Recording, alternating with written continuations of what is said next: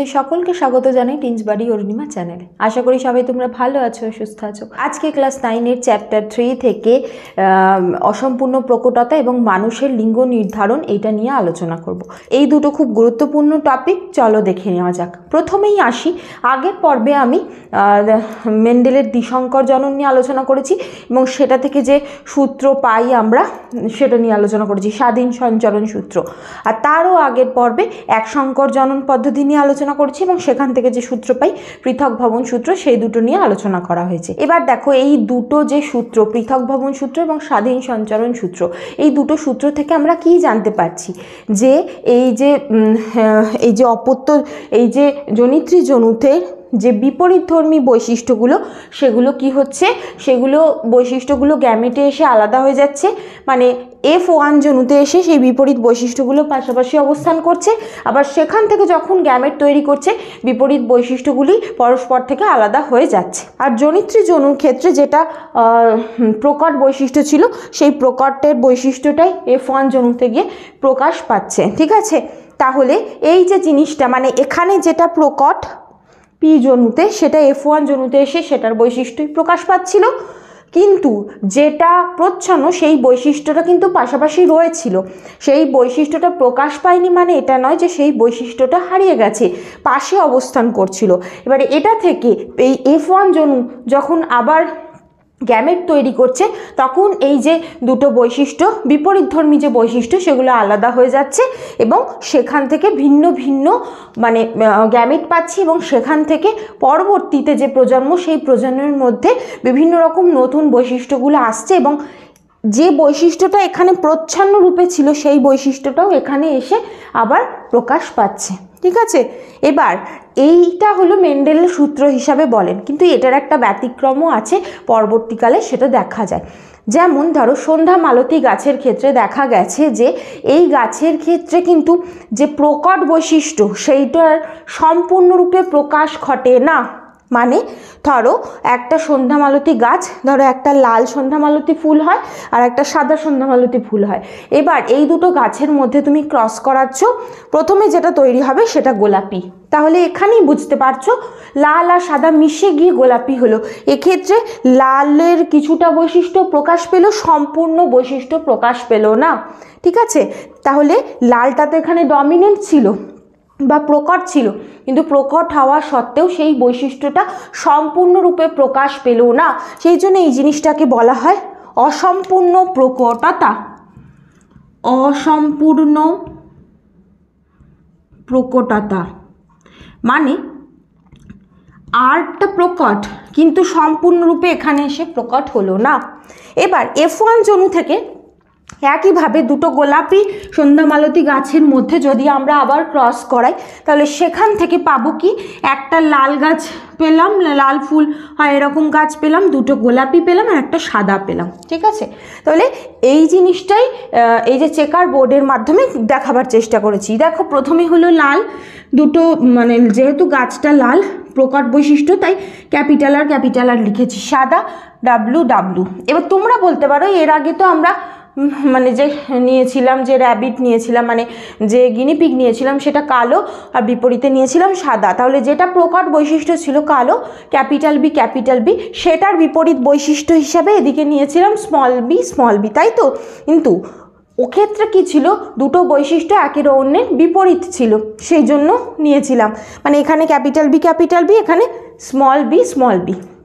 ঠিক আছে, কিন্তু এক্ষেত্রে কি হচ্ছে, এটা সম্পূর্ণরূপে প্রকট নয়। ঠিক আছে, সেই জন্য এখানে ক্যাপিটাল আর রেড হিসাবে নিয়েছি, এখানে কিন্তু স্মল আর নেব না, কারণ এক্ষেত্রে এটা আর এটা বিপরীত বৈশিষ্ট্য হলেও সম্পূর্ণরূপে এটা প্রকট নয়, সেই জন্য WW নিয়েছি।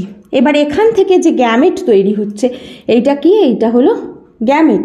যে গ্যামেট তৈরি হচ্ছে সেটা হলো আর এখানে হলো W।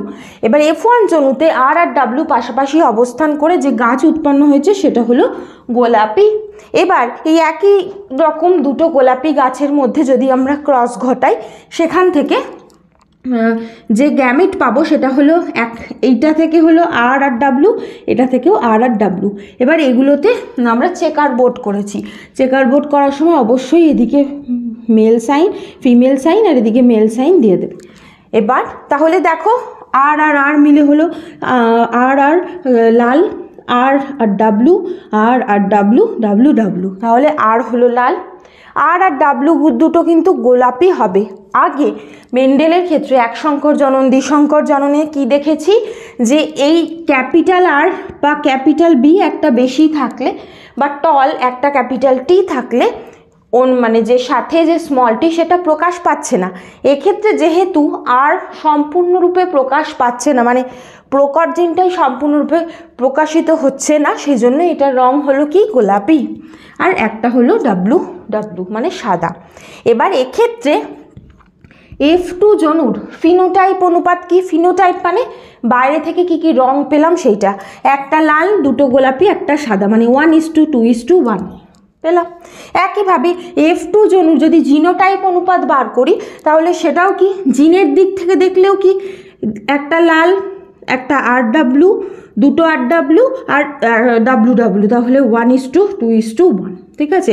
এখানে জিনোটাইপের ক্ষেত্রে লাল গোলাপি এরকম না লিখে লিখবে হলো RR:RW:WW, তাহলে 1:2:1, ঠিক আছে। তাহলে অসম্পূর্ণ প্রকটতার ক্ষেত্রে এটা লিখতে হবে অসম্পূর্ণ প্রকটতার ক্ষেত্রে ফিনোটাইপ ও জিনোটাইপ অনুপাত সমান, ফিনোটাইপ অনুপাত সমান সমান জিনোটাইপ অনুপাত। এটা দিয়ে অনেক সময় প্রশ্ন আসে এবং সব বইতে কিন্তু এই জিনিসটা করা নেই। এই জায়গাটা থেকে মাধ্যমিকে অনেক সময় ছোট প্রশ্নও আসে যে কোন ক্ষেত্রে ফিনোটাইপ এবং জিনোটাইপ অনুপাত সমান হয়, সেটা বলতে হবে অসম্পূর্ণ প্রকটতার ক্ষেত্রে। তাহলে অসম্পূর্ণ প্রকটতা হলো এই যে মেন্ডেল যে দুটো আবিষ্কার করেছিলেন যে সূত্র, সেই দুটো সূত্রের এটা একটা ব্যতিক্রম বলতে পারো, যে ক্ষেত্রে জিনোটাইপ আর ফিনোটাইপ অনুপাত সমান হচ্ছে। এরপরের যে টপিক সেটা হলো মানুষের লিঙ্গ নির্ধারণ। এটা কাকে বলছে? প্রাণীরা প্রাথমিক দশায় বা যখন ভ্রূণ দশায় থাকে তখন কি হয়, সেই অবস্থাতে যে পুরুষ হবে না স্ত্রী হবে, এটা যে পদ্ধতিতে জানা যায় সেটা হলো লিঙ্গ নির্ধারণ, ঠিক আছে। এখানে বলে রাখি আমাদের দেশে এই যে জন্মের আগে যে লিঙ্গ নির্ধারণ পদ্ধতি, সেটা কিন্তু লিঙ্গ নির্ধারণ করাটা কিন্তু অপরাধ, সেই জন্য এটা শিশু ভূমিষ্ঠ হওয়ার পরেই আমরা জানতে পারি, ঠিক আছে। এক্ষেত্রে আমরা দেখব যে কখন কিভাবে একটা ছেলে তৈরি হয়, কিভাবে একটা মেয়ে তৈরি হয়, বা ভ্রূণ তৈরি হচ্ছে যখন সেটা একটা ছেলে হচ্ছে না মেয়ে হচ্ছে, কিভাবে হচ্ছে, কার ভূমিকা আছে, ঠিক আছে। দেখো মানুষের ক্ষেত্রে যে ক্রোমোজোম সংখ্যা, মানুষের ক্রোমোজোম সংখ্যা কত? একটা মানুষের ক্ষেত্রে ধরো দুপাশে দুটো লিখলাম, পুরুষ আর স্ত্রী, দুজনের দেহেই যে ক্রোমোজোম সংখ্যা সেটা হলো 46। আমি কিন্তু জোড়ায় লিখছি না, বইতে জোড়াতেও আছে 46, মানে অনেকে বলে 23 জোড়া, সেটা কিন্তু ঠিক, জোড়াতে আমি এখানে ক্যালকুলেশন করছি না, ঠিক আছে, সহজে বোঝাবার চেষ্টা করছি। আচ্ছা 46টা মানে কি, 44টা দেহ ক্রোমোজোম প্লাস দুটো সেক্স ক্রোমোজোম, আর এক্ষেত্রে স্ত্রী দেহ, তাই 44টা দেহ ক্রোমোজোম, দুটো সেক্স ক্রোমোজোম, ঠিক আছে। আচ্ছা দেখো এখানে XY লিখেছি পুরুষের ক্ষেত্রে, কারণ পুরুষের ক্ষেত্রে যে মানে যে ক্রোমোজোম সেক্স ক্রোমোজোম যেগুলো, সেগুলো দুই রকম হয়, দুটো ভিন্ন, একটা X একটা Y। আর স্ত্রীদের ক্ষেত্রে দুটো যে সেক্স ক্রোমোজোম সেটা একই, দুটোই X, ঠিক আছে। তাহলে তোমরা বলবে 46 কিভাবে হচ্ছে, 44 একে 45 একে 46, 44 45 46, ঠিক আছে। এগুলো হলো পুরুষ দেহের কথা বলছি, এটা হলো পুরুষ দেহ, এটা হলো স্ত্রী দেহ। এদের থেকে যখন আসছে ধরো এবার শুক্রাণু, তাহলে যে শুক্রাণু আসছে সেই শুক্রাণুতে কি হয়, ক্রোমোজোম সংখ্যা অর্ধেক হয়ে যায়। ক্রোমোজোম সংখ্যা টোটাল কত ছিল এখানে, 46টা, তাহলে কতগুলো হবে, 23টা করে হবে। 23টা মানে কি হয়ে যাবে, মানে এই 46টার অর্ধেক এদিকে অর্ধেক এদিকে, তাহলে 44টাও কি হয়ে যাবে, অর্ধেক হয়ে যাবে, 22 প্লাস X। দেখো 22 আর 1 23, আর এখানে লিখব 22 প্লাস Y। এবার তোমরা বলবে একদিকে এক্স একদিকে ওয়াই কেন? দুটো সেক্স ক্রোমোজোম ছিল, একটা শুক্রাণুর মধ্যে এক্স ক্রোমোজোমটা এলো আর একটা শুক্রাণুর মধ্যে ওয়াই ক্রোমোজোমটা এলো, ঠিক আছে। এরপর একইভাবে স্ত্রী দেহে যদি দেখি যে ডিম্বাণু তৈরি হচ্ছে, তাহলে দেহকোষ থেকে যখন এই গ্যামেটের মধ্যে ক্রোমোজোম সংখ্যা কি হয়ে যায়? অর্ধেক হয়ে যায়। কত ছিল? 46, মানে হয়ে যাবে 23। 23 মানে দেহ ক্রোমোজোম সংখ্যা কত হবে? 22 প্লাস এক্স, এই এক্সটা লিখলাম, মানে একটা ডিম্বাণুর মধ্যে এই সেক্স ক্রোমোজোমটা এলো, আর এদিকে অন্য 22-এর মধ্যে এই এক্সটা এলো। তাহলে একটা জিনিস খেয়াল করে দেখো, স্ত্রীদের ক্ষেত্রে যে সেক্স মানে যে ডিম্বাণুর মধ্যে যে ক্রোমোজোম রয়েছে, সেক্স ক্রোমোজোম রয়েছে, দুটো সেম, এটাও এক্স এটাও এক্স, কিন্তু পুরুষের দেহের ক্ষেত্রে একটা এক্স আর একটা হলো ওয়াই, ঠিক আছে। এবার দেখো, যখন এইগুলো শুক্রাণু হিসাবে বোঝানোর জন্য এরকম একটা ল্যাজ দিয়ে দিচ্ছি, যাতে শুক্রাণুর ল্যাজ আছে এবং মুভ করে সেটা বোঝানোর জন্য, আর এগুলোকে স্কোয়ার দিচ্ছি, বুঝতে পারবে যে স্কোয়ারগুলো ডিম্বাণু, বোঝাতে পারলাম।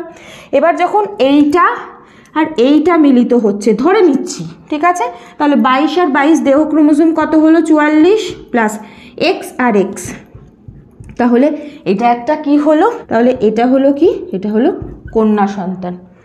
এবার ধরো এইটার সাথেই এইটা যুক্ত হলো, মানে এই শুক্রাণুটা গিয়ে এই ডিম্বাণুটাকে নিষিক্ত করলো, তাহলে 22 আর 22 দেহ ক্রোমোজোম কত হয়ে যাবে? 44 প্লাস এক্স আর এক্স, এটাও তাহলে হলো কি? কন্যা, ঠিক আছে। তাহলে এইটার সাথে এই দুটো হয়ে গেল। এবার এইটা এসে যখন এইটাকে যদি নিষিক্ত করে, তখন কি হয়ে যাবে? 22 আর 22 দেহ ক্রোমোজোম হলো 44 প্লাস এক্স আর ওয়াই, তাহলে এটা হলো একটা পুত্র। আবার একইভাবে এটার সাথে এটা যখন যুক্ত হবে, তখন কি হয়ে যাবে? 22 আর 22 দেহ ক্রোমোজোম 44 প্লাস এখানে এক্স আর ওয়াই, তাহলে এটাও হলো একটা পুত্র। বোঝাতে পারলাম? তাহলে দেখো একটা জিনিস এইভাবে বোঝা যায় যে পুত্র হবে, মানে পুত্র যাদের ক্ষেত্রে হচ্ছে, সেক্ষেত্রে এই যে পুরুষ, সেই মানে পুরুষের ক্ষেত্রে ওয়াই ক্রোমোজোমটা, ওয়াই যে শুক্রাণু সেটা এসে নিষিক্ত করছে ডিম্বাণুকে, আর কন্যার ক্ষেত্রে পুরুষের যে এক্স ক্রোমোজোমওয়ালা যে শুক্রাণু সেটা নিষিক্ত করছে।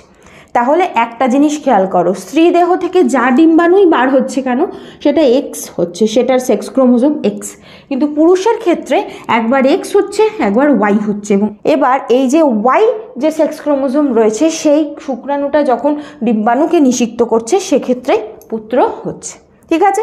এবার যেহেতু পুরুষ দেহ থেকে দুটো ভিন্ন ভিন্ন সেক্স ক্রোমোজোম বার হয়, সেই জন্য এটাকে, এই যে মানুষের যে লিঙ্গ নির্ধারণ পদ্ধতিটাকে বলা হয় হলো হেটারোগ্যামেটিক মেল পদ্ধতি।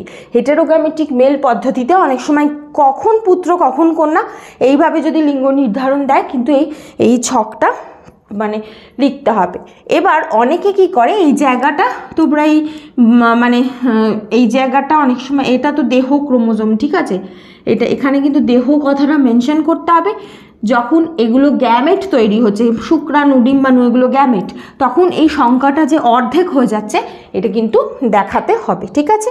তাহলে খেয়াল করে দেখো যে পুরুষই একটা মানে সন্তান পুত্র হবে না কন্যা হবে, সেটার জন্য দায়ী একটা স্ত্রী কিন্তু কোনোভাবেই নয়, ঠিক আছে। কারণ স্ত্রী দেহ থেকে যে আর ডিম্বাণুই বার হচ্ছে কেন, সেটার সেক্স ক্রোমোজোম একই থাকে, পুরুষের ক্ষেত্রে এটা ভিন্ন ভিন্ন হতে পারে, ঠিক আছে। এই যে ওয়াই সেক্স ক্রোমোজোম, এইটার ভিতরে, এই যে ওয়াই ক্রোমোজোমটার ভিতরে কিছু জিন থাকে, যেটা পরবর্তীতে মানে পরবর্তী প্রজন্মে যদি পুত্র হয় তার মধ্যে চলে যায়, মানে পিতার দেহ থেকে পরবর্তী পুত্রের দেহে চলে যাচ্ছে এবং সেই বৈশিষ্ট্যগুলো প্রকাশ করছে। সেই জিনটাকে বলে হলো হোল্যান্ড্রিক জিন।